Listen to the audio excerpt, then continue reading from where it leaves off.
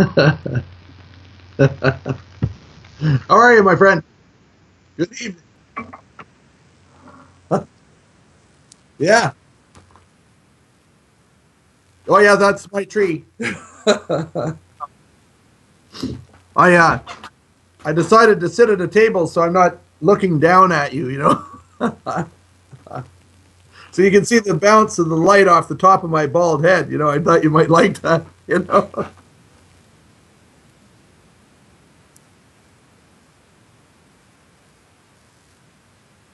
Well, there you go. I'm clean today.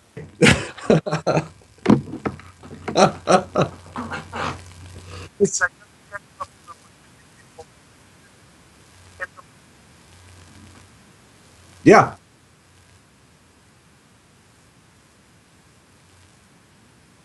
Okay.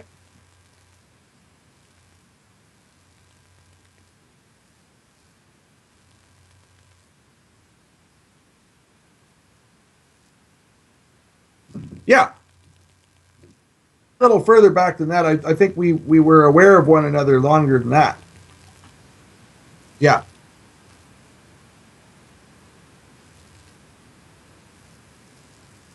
Yes, we have common enemies.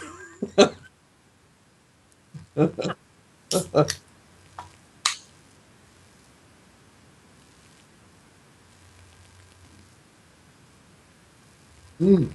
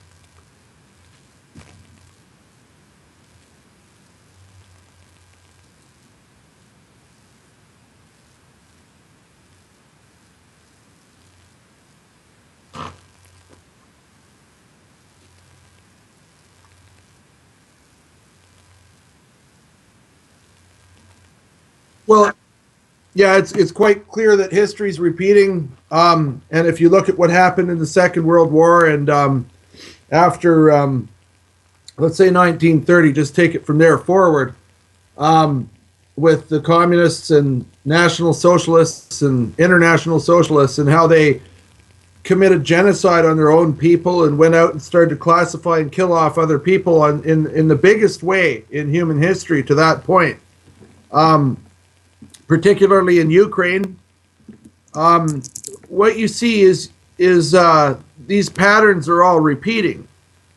You can see the same patterns that have gone through history, like from the French Revolution forward, or as far back as you want, but definitely from the point at the French Revolution forward, you see the hand of the Illuminati in it, um, at the highest levels, controlling everything through Rothschild Zionism and the Vatican, weaponized religion, geopolitical and political and religious divisions, socioeconomic divisions, social divisions, all these ways of keeping us fractured and divided and conquered, while they march us into really what is just genocide so that they can get rid of the free thinking class of intellectuals that threaten them because we understand and we have values. We're not psychopaths. We don't agree with genocide. We think of each individual as having a soul, and we treat other people the way we want to be treated.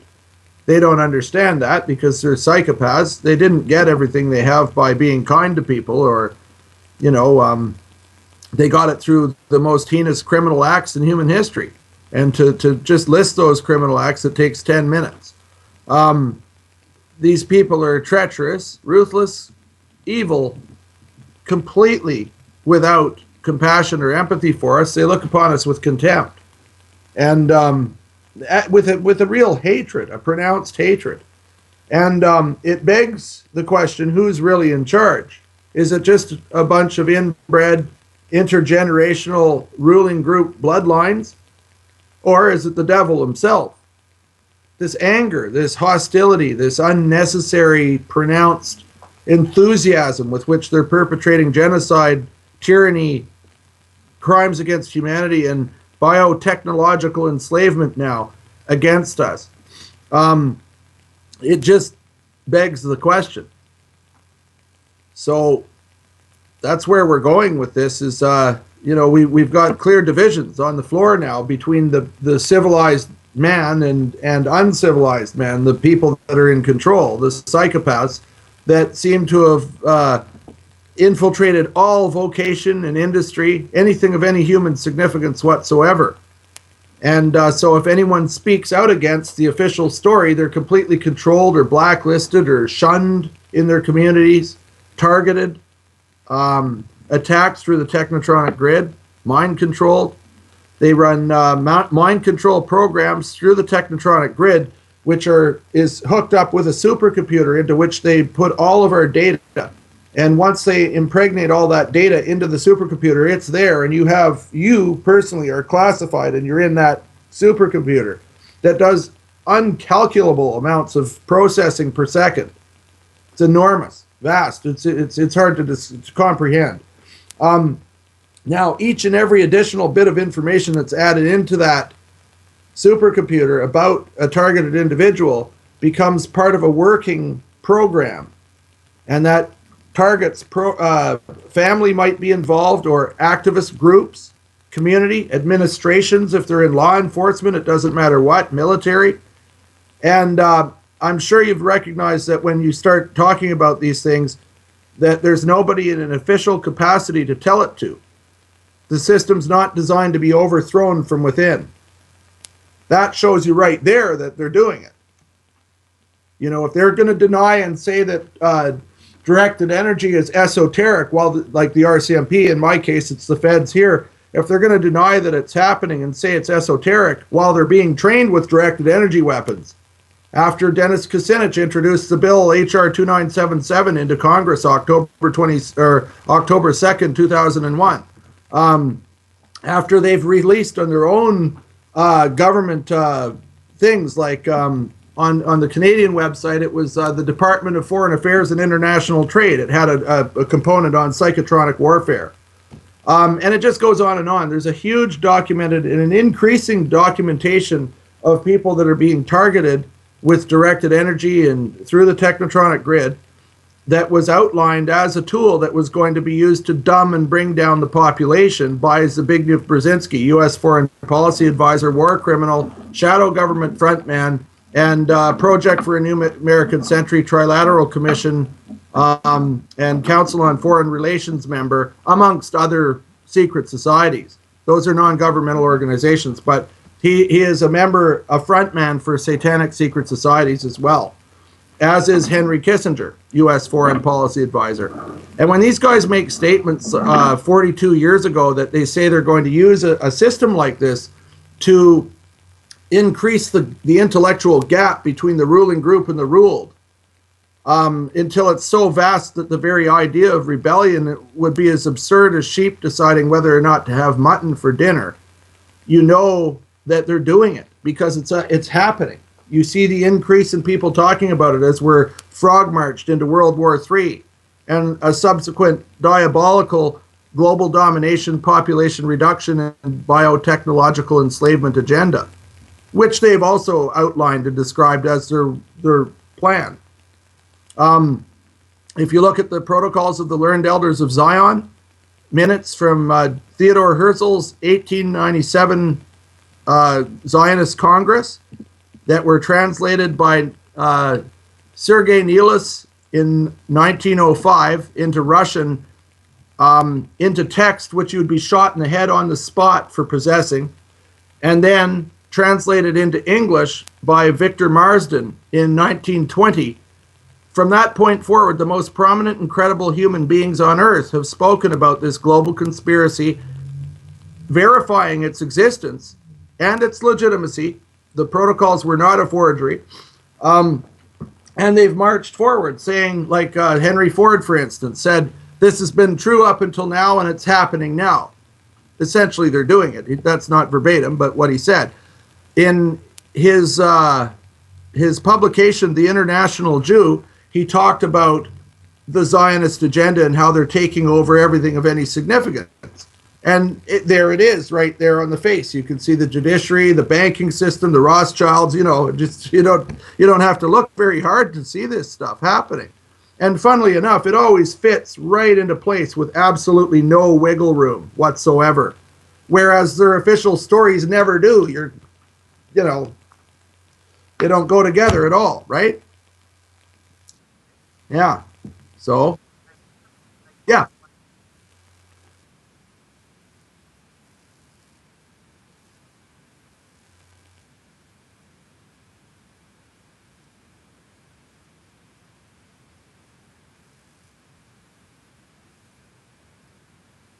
yeah,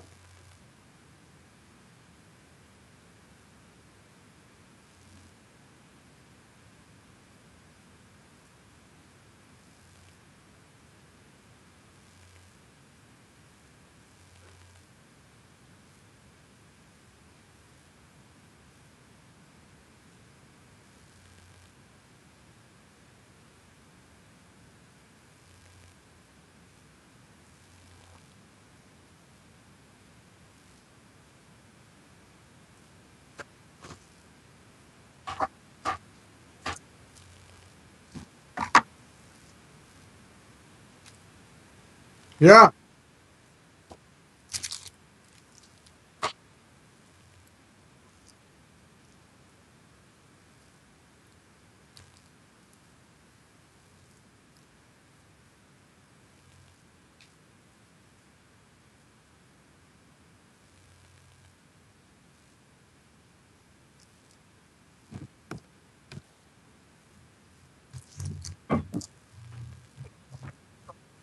Good. Well, that just shows that they can't run such a complex game with too many players. So you see them being recycled.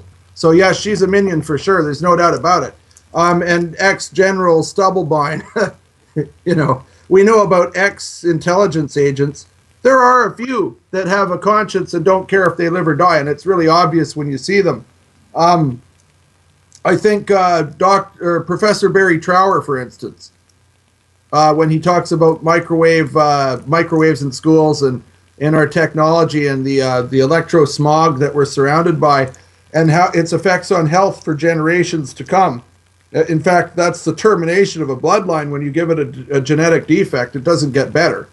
Um, that he's genuine, and you can actually see it in his soul when you're watching him on camera. He doesn't vary and flip back and forth, or he looks really, really compassionate and empathetic when he's talking about what's happening to our children, particularly young girls. But the case could be made for both boys and girls. So yeah, and then you got people like Stubblebine and uh, uh, his sidekick there, Rima, and you never felt good listening to them. You never felt like you're talking to a genuinely concerned human being.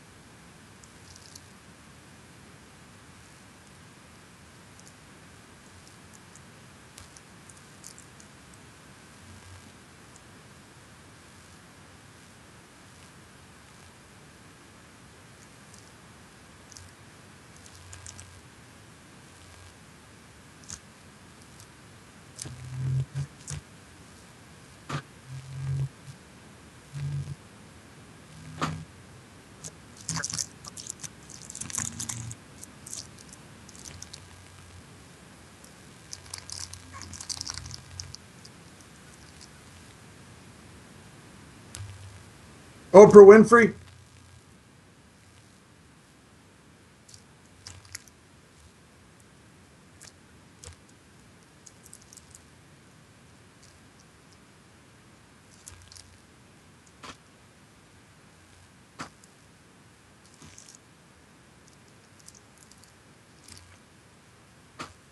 It's certain.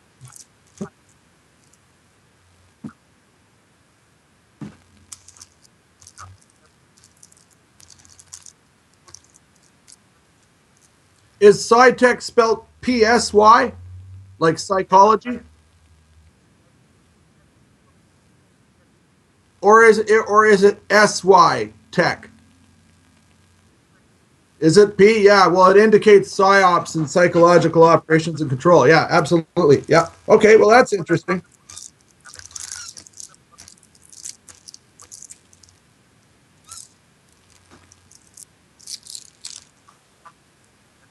Yeah, I'm just writing down what you're saying so I can search it because I'm not familiar with Aquino. I haven't studied any of it, or I've forgotten because I'm being lobotomized by psychotronic frequency while I'm sleeping. So I don't know. I mean, I watched a show the other day and I was totally entertained by it, but I'd already seen it a couple of times. I just watched the Soviet story again, and I was getting more facts out of it than ever before. Or was I? Was it just that that other information was purged or cooked? You know?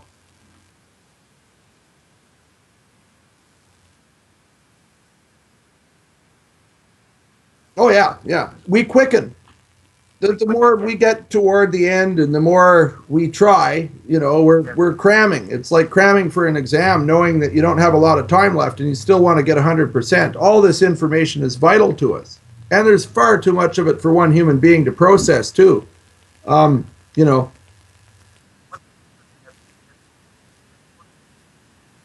yeah, yeah, yeah, good. Yeah, yeah,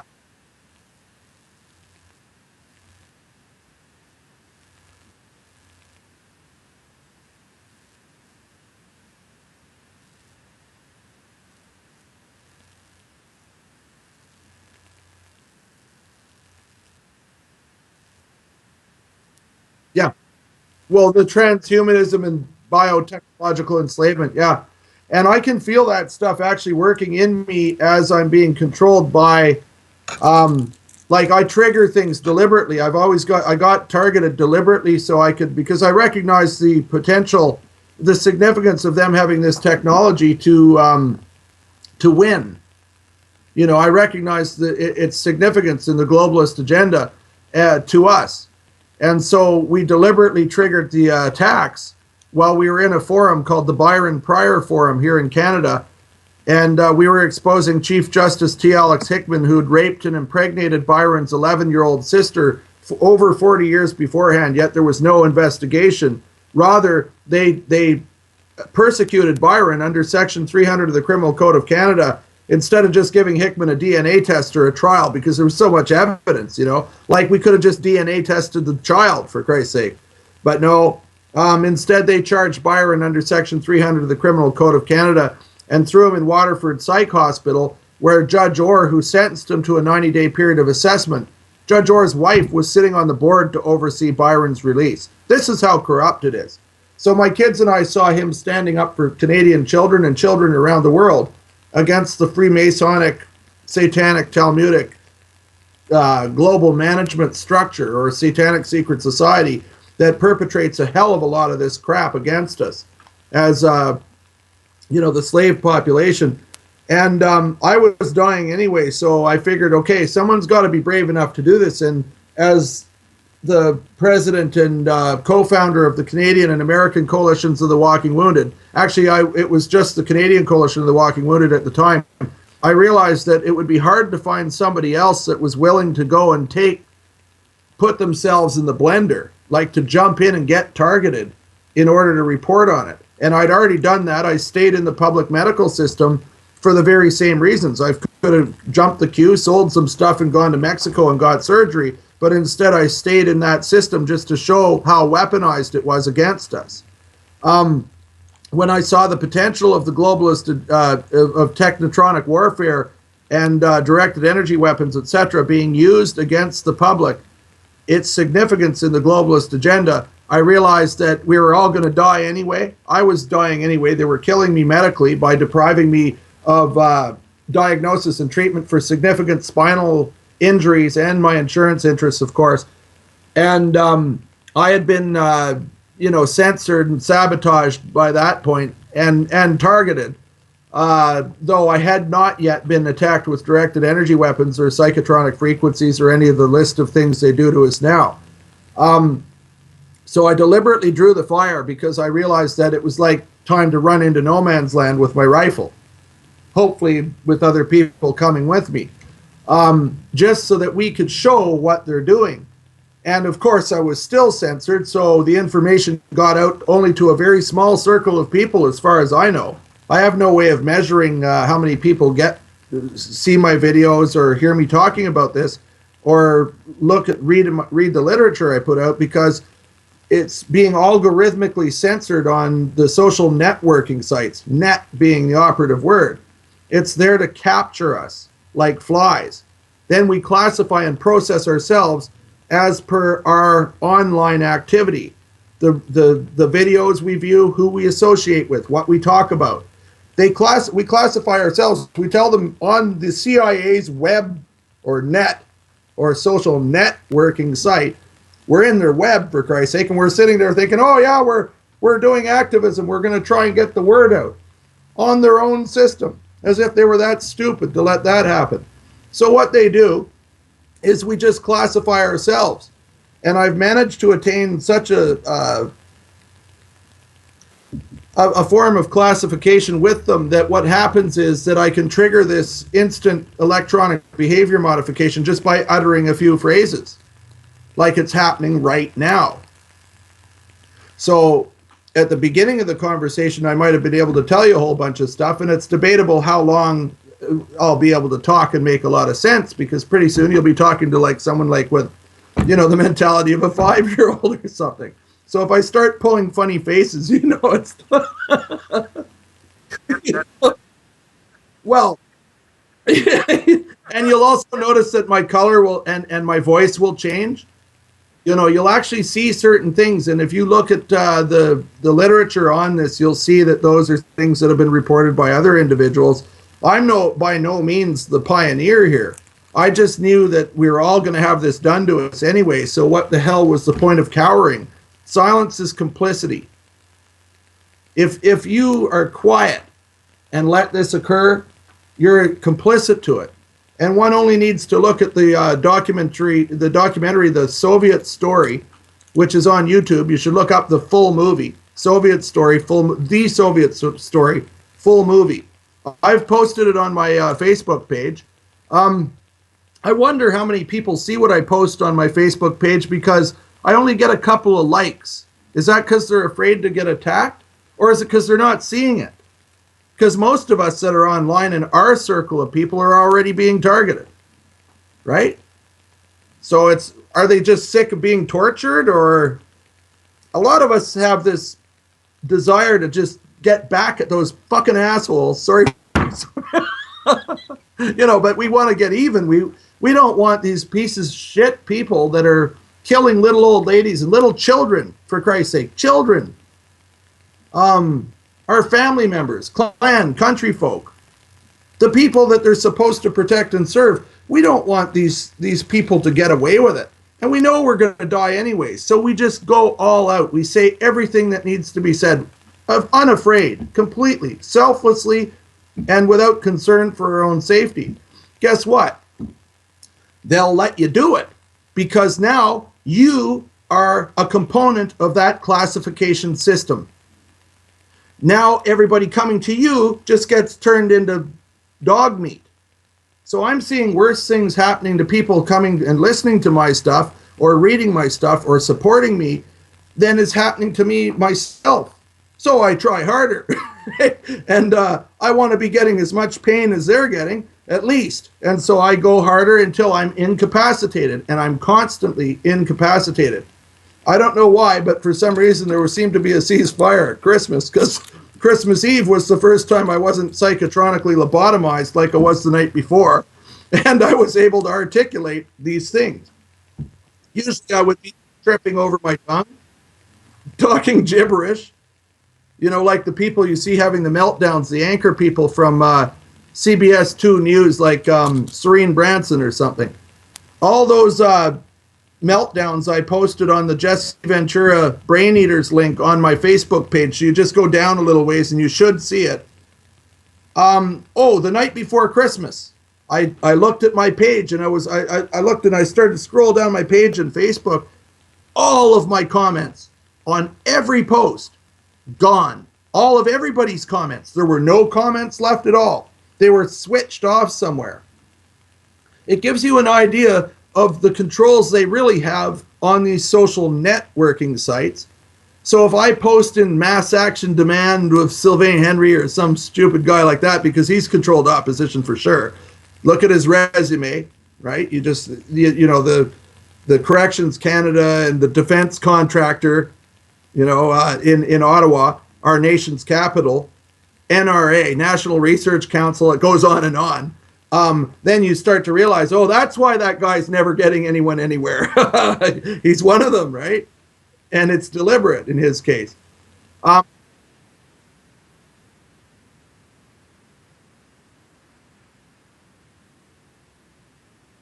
oh, it's Joker Tattoo with three O's on the end, so all lowercase lettering on YouTube. JokerTattoo. I'm also Captain Chemtrail on YouTube. I came up with that handle so that they wouldn't outright kill me right away because they figured, oh, well, how are we going to play this? I figured they might leave me go because it was ridiculous. So I said, I'm Captain Chemtrail, info kamikaze in the info war, you know? And I was going to run around with smoke machines tied to my arms. I'm a special effects assistant, so I was going to run around spraying them on the legislature lawn, running around the RCMP in circles until they clubbed me mercilessly, knocked me out, tasered me.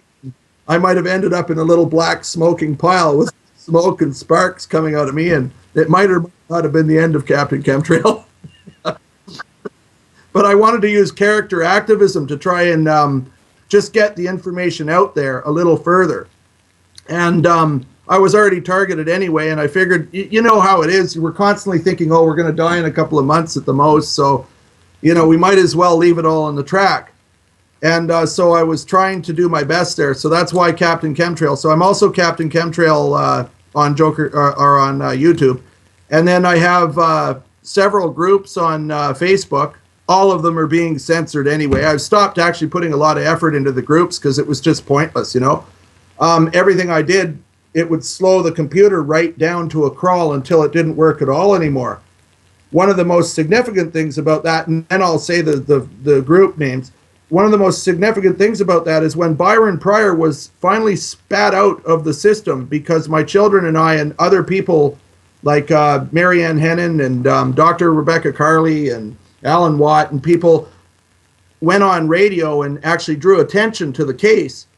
We raised his profile high enough that they would have to spit him out, albeit under a gag order. So Byron wasn't allowed to use electronic activism of any sort. And when he engaged in it, the RCMP, the Royal Canadian Mounted Police, who are really the rotten Canadian Mounted Police, phoned him up and said, if you continue to do online activism, we're going to slow your computer down to a crawl until it doesn't work at all anymore. What a coincidence. It's what they're doing to me, and I'm not under a gag order. All of our technological challenges, ranging from anything that has an electronic impulse in it. It doesn't matter what. It could be my Cadillacs. It could be my phone. It could be my computers. I don't care. Telephone. If I go to a friend's house, all their electronics fails.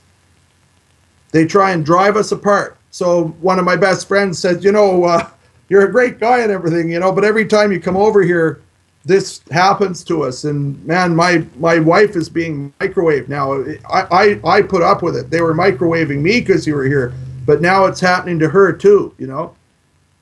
And he said, you know, we don't want this happening to us. We don't think there's any hope to form a resistance. And if there was, I'd fight. But as it is right now, there doesn't seem to be. So, you know, and this is how they're trying to divide us all. They'll either terrorize people away, or if they stick together, then they'll classify and they'll process them technotronically. So they might get Lyme disease, you know, if that's familiar, because that's where it comes from. We've all breathed in certain things. They just use a certain frequency to give you a certain kind of pathology. They can do it to anybody they want, anytime they want to. That's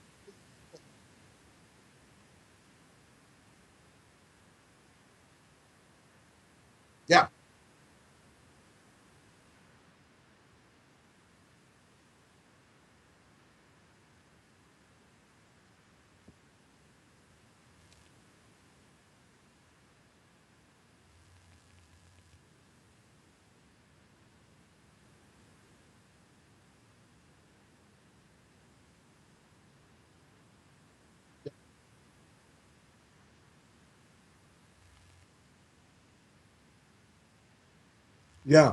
Well, so there's a biological signature, and then there's also we're breathing in binary components of smart dust and nanobiopolymer technology, which replicates. It's a self-replicating thing, so it grows things like what's in the roof of my mouth. Also on Facebook recently, I posted it.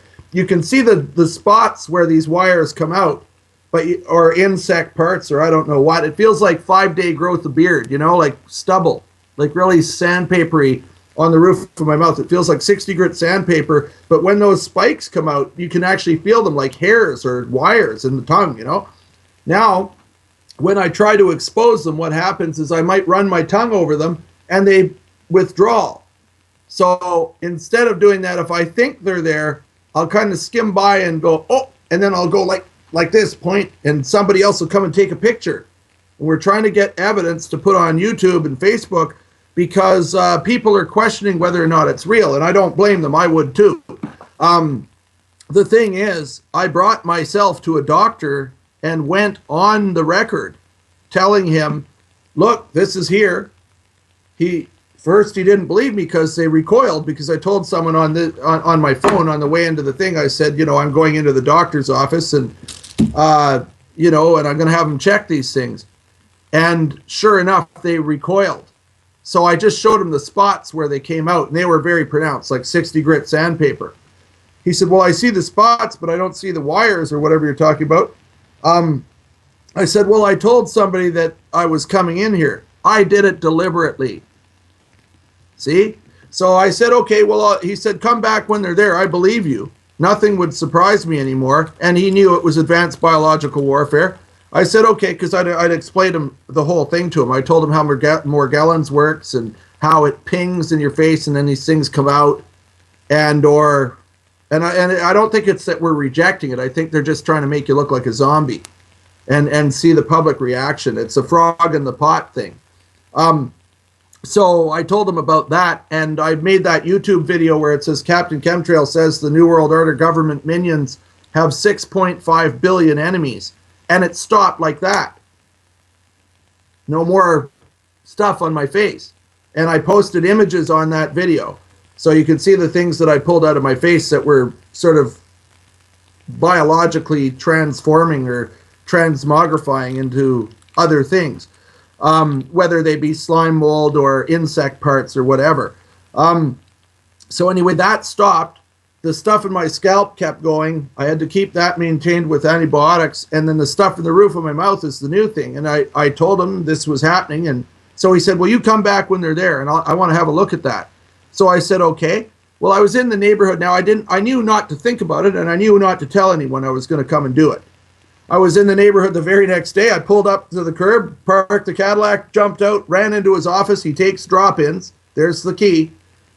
And he said, oh, what can I do for you? And he went, oh, are they there now? Oh, come and sit down. I want to have a look. This guy's like 6'7", big, tall, big guy. He sits there and he looks in my mouth. Oh, my. Oh, my. Oh, my. Oh my, like this. He said that 8 times. So I'm kind of going, well, yeah, great. I'm screwed. Thanks. All right. Okay, great. Grab your tweezers. You got those little needle nose tweezers. Grab your stainless steel tweezers and rip one out. We're going to biopsy it. Oh, no, we're not. I said, yeah, I didn't think so. Because it doesn't matter how big you are. It's you or the doctor. Invariably, they're going to pick themselves and their family. Right? So I'd been a hot potato in his office for 7 years, up until that point in time, because of medical, legal, insurance fraud and racketeering and how it's perpetrated through the regulatory agencies like the College of Physicians and Surgeons here, and the Law Society of British Columbia, and the Insurance Fairness Commission, etc. This is how they run the rackets on us. Instead of regulating it for the people, they regulate it all right for them. So it puts a doctor in a very compromising position. And I studied weaponized medicine. I completely understood it. And I explained it to several dozens of doctors so far, how they're being controlled, for what purpose, their role in the globalist agenda, particularly with respect to advanced biological warfare and symptoms, electromagnetic warfare, etc., technotronic warfare. And I speak at public places like the Treasonous Premier's Healthcare Conference in the province's first city. I'll go to the legislature or wherever the conference is and speak out on the legislature lawn or wherever it happens to be on camera and post it to YouTube. And I'll try and draw in as many politicians and public health officials and members of anybody with a fiduciary responsibility to the public. I try and draw them into a position where they at least know it's happening so they can make an informed decision. Either they're with us, humanity, or they're with the treasonous terrorists that are perpetrating these crimes against humanity and the most horrific crimes in the history of the world. I'm just going to have, this is my kids, so just sorry about this. I'll be right. Okay, we'll pick it up there. Thanks. Sorry. Seconds. Not long at all.